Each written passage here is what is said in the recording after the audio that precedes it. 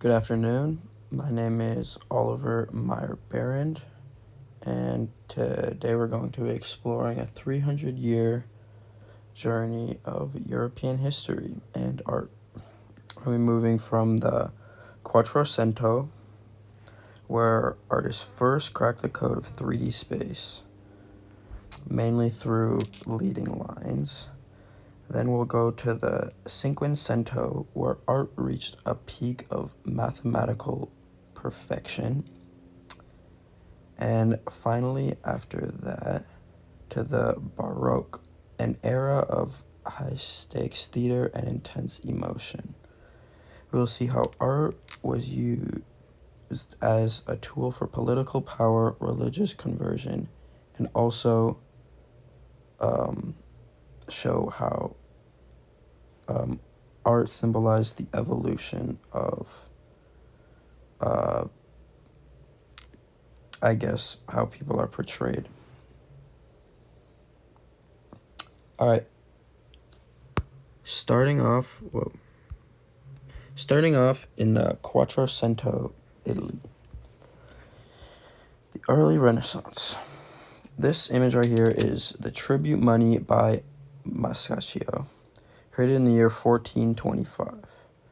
The painting depicts a scene from the Gospel of Matthew. A tax collector confronts Jesus and his disciples, demanding a temple tax. Jesus tells Peter to go to the lake of Galilee, where Peter finds a coin in the mouth of a fish to pay the collector.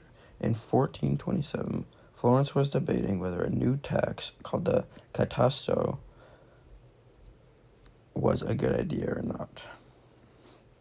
This image is basically a divine endorsement by Jesus that individuals in this area should pay their taxes because Jesus urged Peter to in the Bible.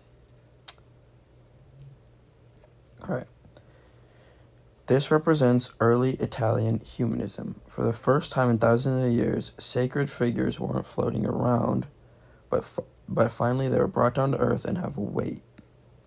And they cast shadows and they stand on solid ground. This is visible through the way that every character is seen to kind of lean, in a sense, where they're not just figures standing there. They all have weight, and that weight is distributed. And some visual elements to pay attention here is the atmospheric perspective present in the background, where the reader can. It looks like it's really far away, but in reality, it's obviously we know it's a painting, but they use the atmospheric perspective to kind of create a background for this image. And a principle of design that's present is linear perspective. Linear perspective is present to this building on the right here, where the lines, it's all pointing back, and this focal point is Jesus in the middle. And this is done to, also, another thing to look at is everyone's looking at him. Obviously, he's preaching, and they're talking to him. But what this does is it basically focuses the viewer's eye on the focal point with being Jesus. And that's what this building does here on the right, and that uses linear perspective. All right, overall, what this image is telling us basically is, as I mentioned earlier, it's about the divine endorsement of Jesus, and basically the individuals in Quattrocento, Italy, their goal here was to use a divine creature to basically convince the individuals living in their society to pay their taxes. And that's kind of how the art was used. It's used to humanize godly figures to make people follow the church in everyday life, but also to endorse things that they wanted them to do in everyday life, such as paying their taxes. All right, moving on to Cinquecento, Italy. This is the High Renaissance, and this image is the School of Athens, created by Raphael in either year of 1509 or between the years 1509 and 1511.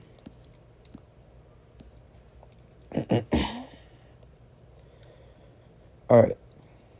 The historical context for this image is that this image was created for the Pope's private library, where he basically wanted to showcase all of these famous Greek thinkers in sort of he wanted to showcase all of these famous Greek thinkers in basically claiming their knowledge as part of the churches and trying to make the church as this highly divine, intelligent thing, basically on the same level of philosophy and abstract ideas as individuals such as Plato and Aristotle. And essentially, this was the height of the papacy power. Pope Julius II wanted to prove that the Catholic Church was the intellectual heir to the Roman Empire. By putting Greek philosophers in a room that looks like a Roman bathhouse, he was claiming that the Church owns the history of wisdom. Some visual elements to take into account here are Raphael's use of the primary color palette. You can see that through the reds, blues, and yellows present, and also how they're combined to make colors such as green. Mainly greens are present here. So some little purples involved and stuff. But yeah, and then there's also one of the principles of design that's present is symmetry and balance, which is present not only through the architecture, but also in how Raphael used his color palette. You can see here that on both the right side and the left side, he's evenly distributed all of the colors. And he also spaced the people out, but the colors that he used don't feel too heavy to one side or the other, aiding in this symmetry and aiding in this symmetrical balance for the principle of design. Obviously, also, the architecture is perfectly mathematically precise there and helps aid in that symmetrical balance.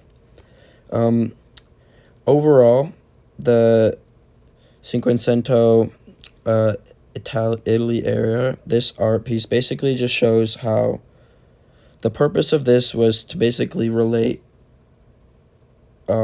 people who were seen as philosophical, high-minded thinkers that basically tested thought ideas. The Pope wanted that to be a part of the church. And he also wanted to make the church seem as like a bank of knowledge, essentially. And obviously there's some cool visual elements in this painting as well. Moving on to the High Renaissance and mannerisms in Spain and Northern Europe. This first image is the Garden of Earthly Delights by Hieronymus Bosch. So, the Garden of Earthly Delights is a warning. On the left, it shows the Garden of Eden and its beauty. The middle showcases the party of sin that references the complex and sinful world we live in. And finally, the right represents hell and the eternal suffering that comes from sin. Basically, some cultural context here is that while Italy's art was obsessed with beauty, the North was more focused on moralizing their art, I guess. Basically bringing their art and their depiction of art down to earth and giving it a more less perfect feel, if that makes sense. Rather than making the church seem like this perfect divine creation, the Northern and Spanish art focused on moral difficulties that we face in our life and also touches on the inevitable imperfection of life and art. Some visual things to focus on here is the microscopic detail that is used in all of this, but also the cluttering. The Italians, they used far less cluttering, but here every single little bit, it's far less balanced, but it's very cluttered, and there's so much detail that can be seen in every single inch, so there's no wasted space for this artist. And that kind of relates to a principle of design that's present here, which is rhythmic chaos. Because the lack of a single focal point and all of this clutter, all of these people, it paints a picture of kind of the life's not perfect. And in this image, they're kind of trying to relate the church to life and how it's imperfect it is. And that's done through this chaotic rhythm or rhythmic chaos that's there, and also through cluttering and making a lot of details, whereas there's less, I guess, balance, symmetry as there was present in the Italian art that we just looked at. This period, the previous one was from the Netherlands. This one's from Spanish. This is the Burial of the Count of Orgaz by El Greco, created in 1586. My bad.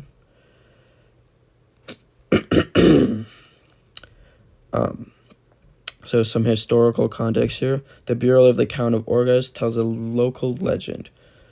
When Porus Count died, Saint Stephen and Saint Augustine supposedly descended from heaven to bury him personally. El Greco paints the local nobles in his time. El Greco paints the local nobles of his own time standing at the funeral, bridging the gap between the 1300s and the 1500s.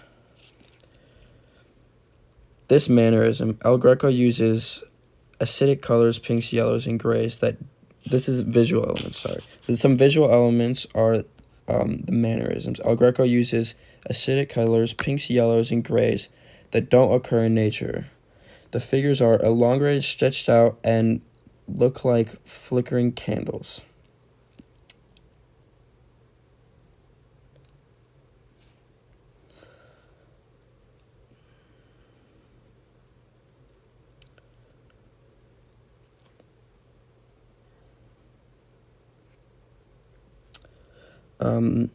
All right. Overall, basically, the high Renaissance and the mannerisms in the North is essentially, here in this, what the point I was trying to make about this image is not only to focus on the visual elements of cluttering, but also I wanted to talk about how these are local individuals kind of depicted on this like deity level, where they're making the divine far more local and far more individualized in this image, which is kind of what I was getting at. And the same is done in the previous image, where basically they're making the church far more personalized and also less perfect, in a sense where there's far more less perfect in a sense. There's far more realism to what the artists are trying to get at. Moving on to the Baroque in Italy and Spain. So the image that I've analyzed here is The Calling of St. Matthew by Caravaggio. Now, the historical context for this. In this image, Matthew was a tax collector, often seen as a sinner. Here, Jesus enters the tavern that he's in, and points at him. Essentially, what this point does is it's Jesus trying to show that even a sinner can is not able to escape God's love for him, if that makes sense. The church did this to pander more to everyday sinners, to say that they too could find salvation. This is a stark contrast to the perfection that was attempted to be portrayed in prior art from this part of the world. Essentially, the church in Italy, before they were trying to say, like, they were making the point that, like, Jesus wants you to pay your taxes, but now here's a tax collector, and Jesus is pointing at him, a sinner, and giving him love too. It's kind of telling the same story, but in a different sense, where bad people or people who sin, like people who do the wrong thing, are still capable of God's love. And that's kind of the moral of the story here, where they wanted to reach everyday individuals who feel like they've sinned, they can't be redeemed by God. The goal of this is to touch on them and basically drag them to the church. So some visual elements here is the beam of light that's just above Jesus' head shining. It illuminates Matthew's face, and it's kind of hard to ignore him in that sense. And then essentially the principal design that Caravaggio uses here is emphasis. Because that beam of light right over Jesus' head shines on him, it basically shows us like it points Matthew as the kind of focal point, and him realizing that he, a sinner, too can be loved by God, is teaching a story. Overall, what I'm getting at here is how the art from Italy before was the money tribute, and this is where it was trying to get people to pay their taxes, and this, it's calling on a sinner and basically making God more loving to those who have sinned, basically offering them salvation through God. Moving on to the Baroque in Northern Europe. This image here is the Night Watch by Rembrandt. It's probably more how you would pronounce it. Created in the 1642. Historical context here. This isn't actually a night scene. The dark, although it says the Night Watch, but this isn't actually a night scene. The dark varnish just made it look that way for centuries. It shows a local militia company getting ready for a parade. The girl in the yellow dress is the mascot. She carries a dead chicken, which was a symbol of the company. Unlike a standard portrait where everyone sits still, Rembrandt shows a messy, noisy movement of a group of men trying to get organized. The cultural context here is that this reflects the Dutch Republic national identity. The Dutch had no king and weren't Catholic. Their power came from the middle class, the merchants, and the militia. The art celebrates civic duty and the power of the common citizen. Some visual elements here are Rembrandt's use of impasto, thick chunky paint to give the gold lace and metal armor a physical texture. You can feel, obviously you can't see that, but through research I was able to discover that. And the principle of design here that's used is movement. It's clear that the individuals in this art aren't sat still, and by overlapping different limbs and having spears leaning and all of these different people pointing in different directions, it creates this visual space of movement where the viewer is clear that this isn't an organized bunch, but rather a local militia, which is what it's predicting. And essentially, to wrap up this visual narrative from this image, you can connect Rembrandt's Night Watch to the first image, Mascaccio's The Money Tribute, by highlighting the evolution of civic duty. In our first work, Mascaccio used linear perspective and humanism to show that the religious figures like Jesus and Peter were subject to laws and taxes for the Florentine government that was there at the time. And it was a story of an individual's duty to stay basically by these gods. What this Night Watch is this is the local militia. There is no, it's basically run by the middle class, as I mentioned, ordinary men, and they run their own. It's the evolution of civic duty, as I said. It's basically civic duty evolved from individuals paying their taxes to the government so their government can take care of them, to them taking government into their own hands and making sure their own area is safe. And the significance of this connection is the total shift in humanism. While Mascaccio brought the sacred down to earth, Rembrandt elevated the secular to the level of a grand masterpiece, removed from the ideal man in the Renaissance landscape to the real man in the Dutch street, proving that the end of the Baroque, the true subject of the art, had become the power and the identity of the people themselves. Thank you, and I do want to get some things off my chest. My conclusion is Finally, let's wrap up this story in evolution of art and people. We started with Mascaccio, where even the divine had to follow the laws of the state, teaching us that the Renaissance was about grounding faith in physical, ordinary world. Raphael then took that order and elevated it, showing us that the church could master all of human wisdom. As we moved north, Bosch and El Greco reminded us that life is messy and full of moral struggle, shifting the focus from perfect, beautiful to the intense. Internal battle between sin and salvation.